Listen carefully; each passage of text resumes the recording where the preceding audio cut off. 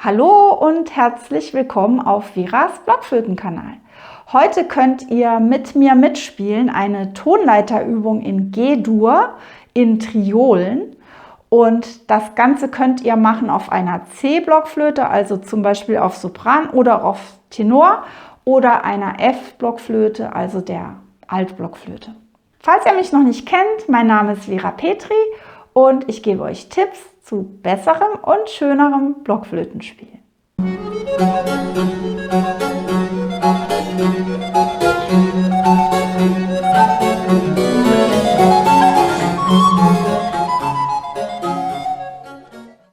Ja, ihr habt mich gebeten, mal etwas über Triolen zu machen. Da gab es einige Fragen dazu.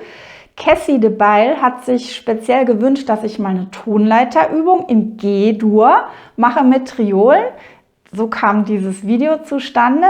Und Ingrid schreibt mir zu Triolen, sag mir doch mal, wie man die artikulieren soll. Mit Dü oder mit Legato, also gebunden. Und mit Tü wahrscheinlich eher nicht, fragt Ingrid. Und ja, das möchte ich heute mal mit euch üben anhand der G-Dur-Tonleiter. Und ich kann schon gleich verraten, liebe Ingrid, man kann es mit Dü oder mit Tü oder auch gebunden artikulieren. Da gibt es also zig Variationen und ein paar davon wollen wir jetzt mal gemeinsam üben. Ich habe jede Übung einmal langsam gespielt und einmal schneller und immer erst im langsamen Tempo auf der Sopranblockflöte und direkt hinterher auf der Altblockflöte. Wenn ihr mitspielen möchtet, könnt ihr alle Versionen mitspielen, denn wenn ihr jetzt bei der Sopranblockflöten-Version mit der Altblockflöte mitspielt, dann geht das auch, dann ist das eben nur in Oktaven. Und falls es euch irgendwo zu schnell geht oder zu schwierig ist, bitte nicht verzagen.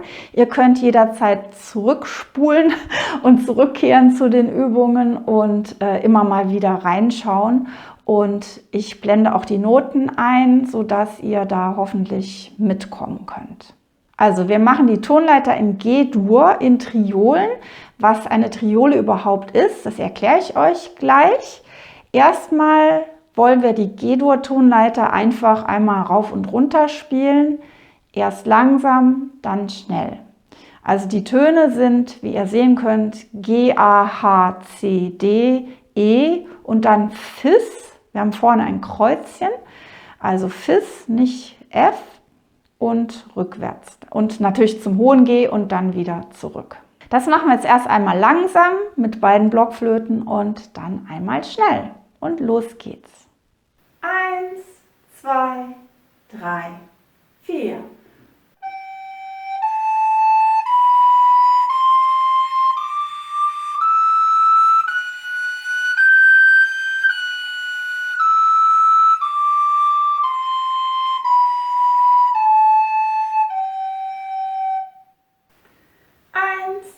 2, 3, 4.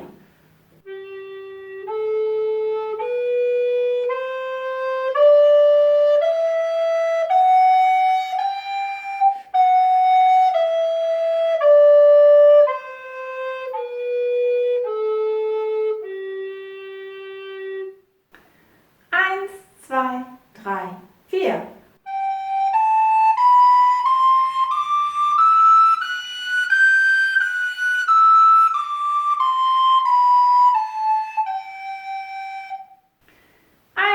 2, 3, 4.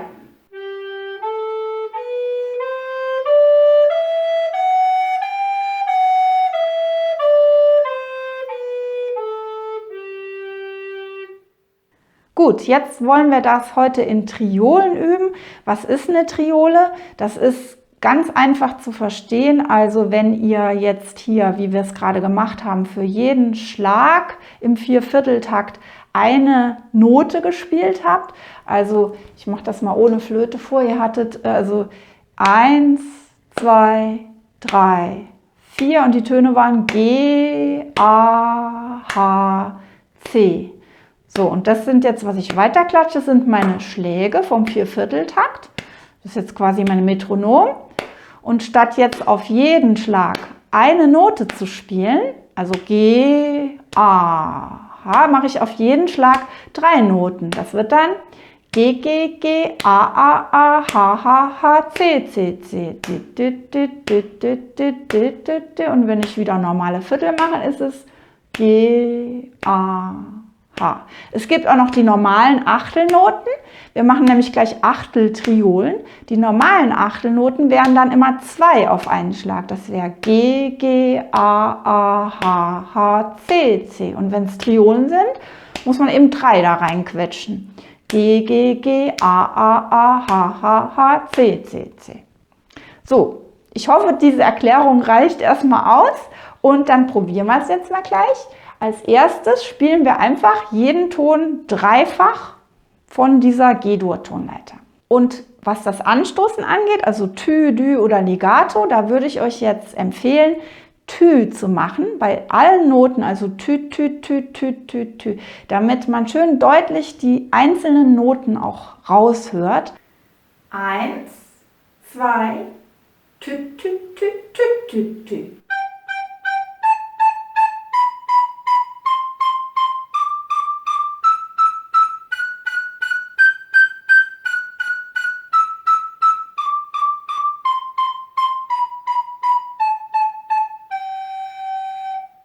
1, 2, Tü, Tü, Tü, Tü, Tü, Tü.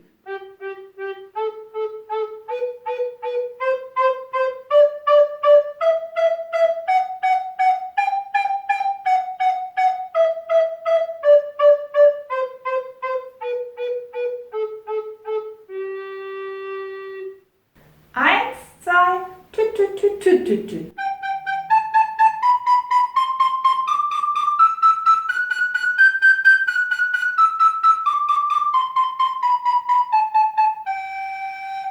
Eins, zwei, Tü, Tü, Tü, Tü, Tü, Tü.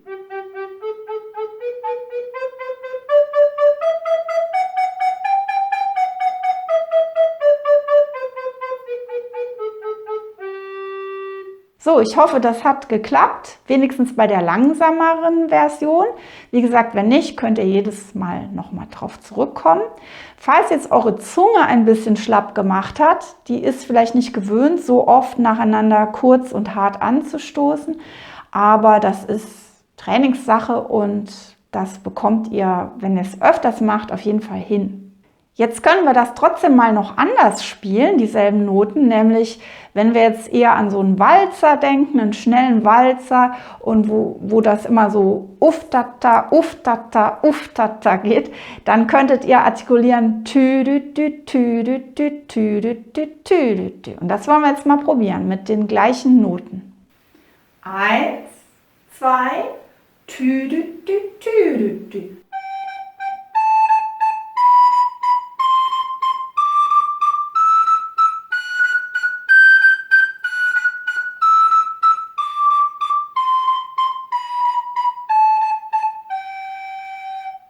1, 2, tü-dü-dü, tü-dü-dü.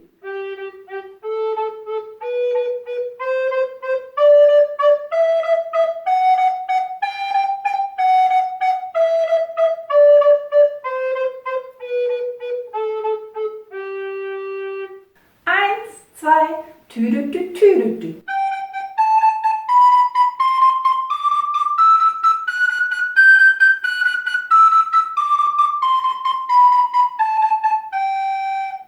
1, 2, tü-dü-dü, tü-dü-dü.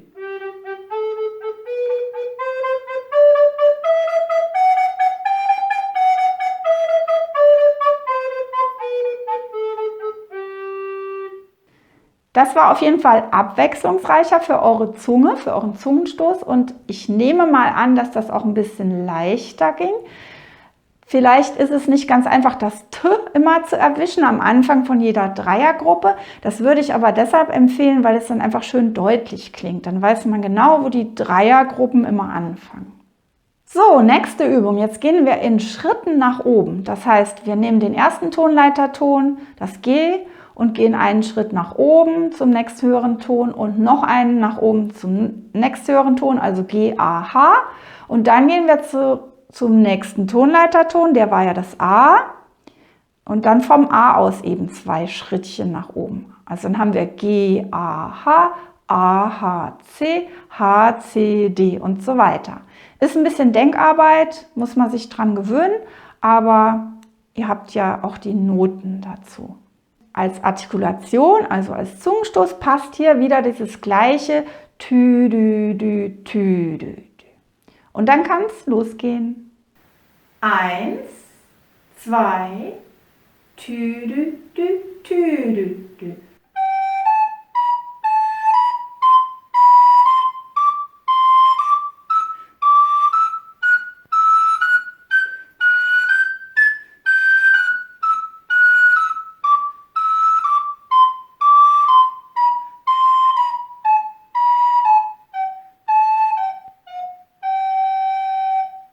Eins, zwei, tü, dü, tü, dü, dü.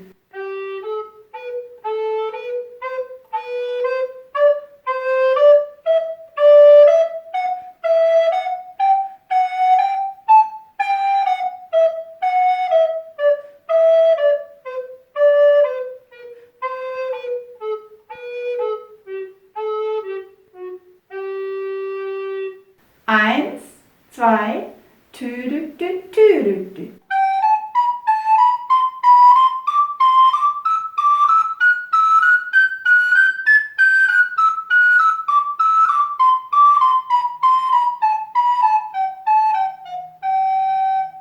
Eins, zwei, tü, dü, dü, tü, dü, dü.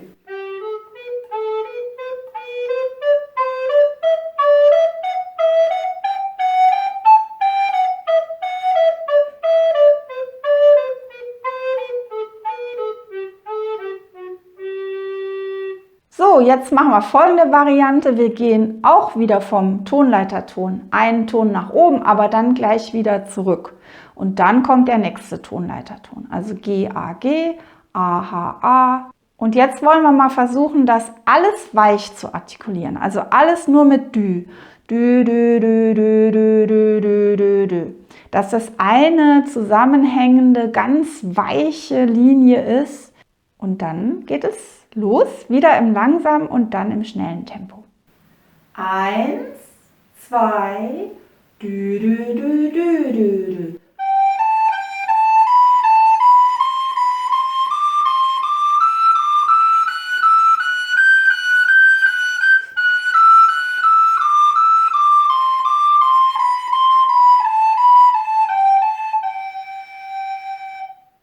Eins, zwei, dü, dü, dü, dü, dü, dü.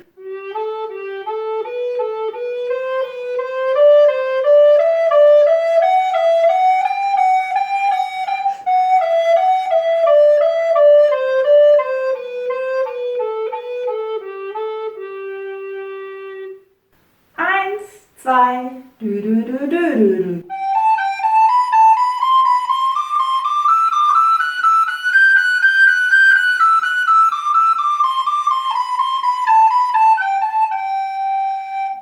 Eins, zwei, dü, dü, dü, dü, dü, dü.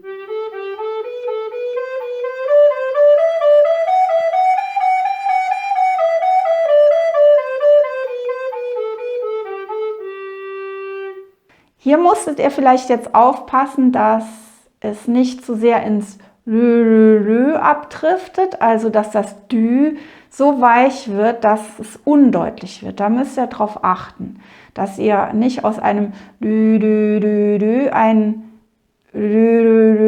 sowas macht. Ja?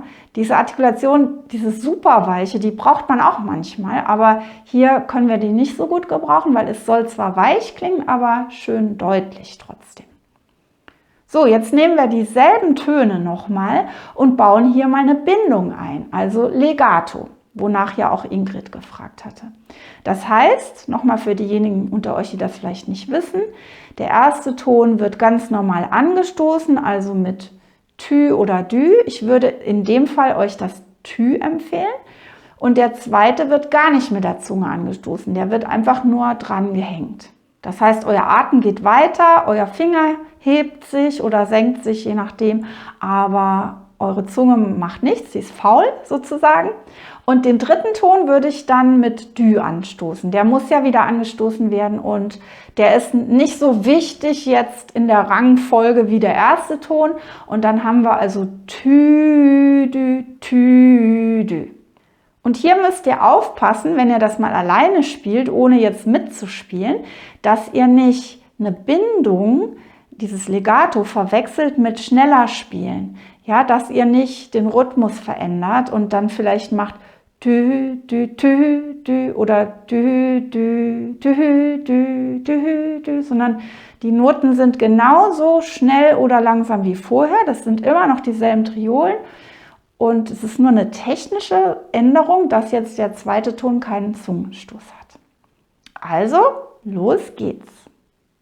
1, 2, Tü, Dü, Tü, Dü.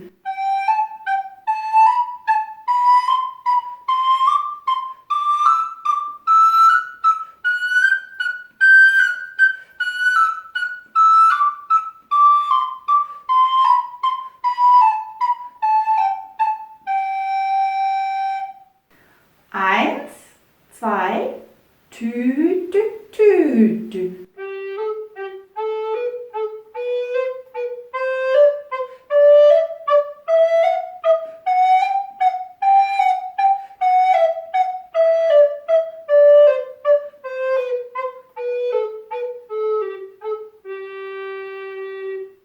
1, 2, Tü, Dü, Tü, Dü.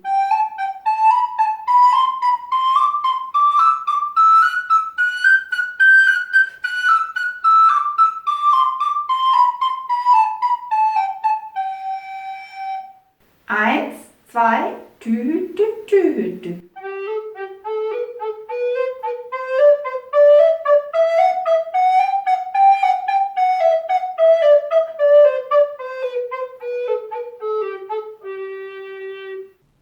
Ja, dann kommen wir schon zur letzten Übung und man kann noch zig Varianten sich ausdenken mit diesen Tönen der G-Dur-Tonleiter und auch in Triolen gäbe es noch verschiedene Variationsmöglichkeiten, aber heute wollen wir mal so ein paar rausgreifen und ich habe jetzt eine hier komponiert mit dem ersten Ton wiederholt, dem ersten Tonleiterton doppelt und dann einem Terzsprung zur übernächsten Note quasi.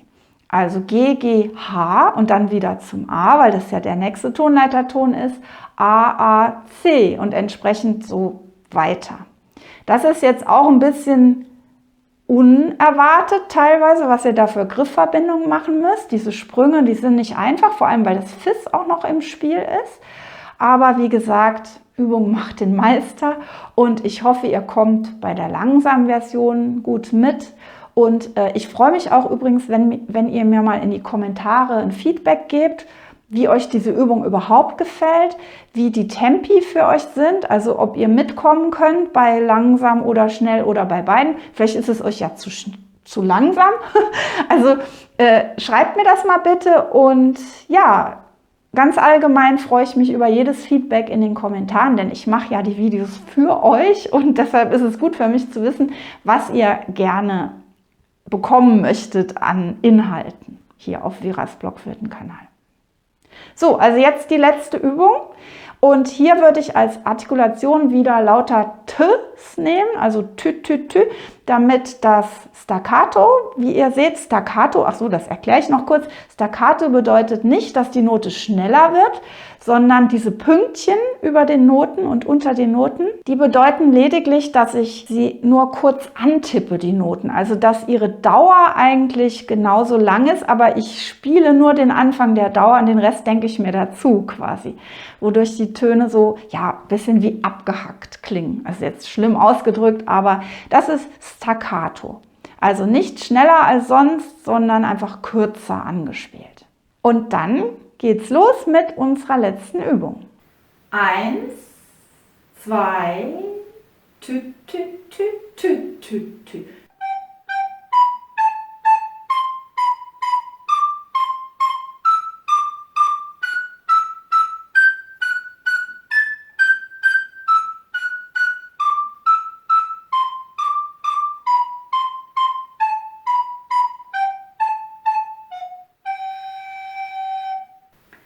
1, 2, tüt, tüt, tüt, tüt, tüt, tüt.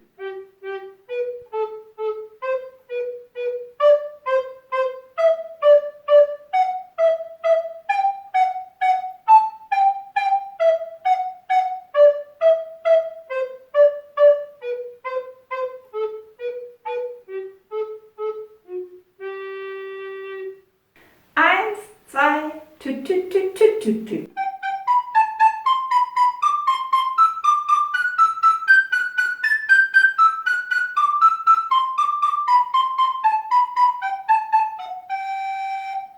Eins, zwei, tüt, tüt, tüt, tüt, tüt, tüt.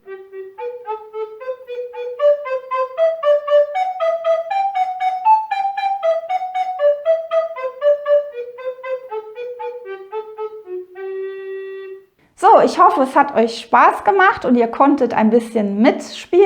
Und jetzt könnt ihr mal schauen, ob ihr diese Artikulationen, diese verschiedenartigen, vielleicht in euer Stück einbauen könnt, das ihr spielt, wo ihr vielleicht auch Triolen drin habt. Ob ihr da vielleicht erstmal, ob ihr euch bewusst seid, was ihr da macht mit dem Zungenstoß und dann natürlich, ob ihr es vielleicht anders machen könnt. Also ich bin mal gespannt, was ihr da berichtet.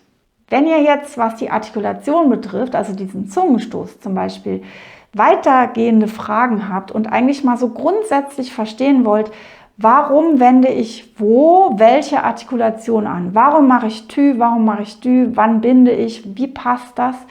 Dann empfehle ich euch meinen Werkzeugkasten sozusagen zu gutem Blockflötenspiel, nämlich meinen Video-Online-Kurs Blockflöte Next Level.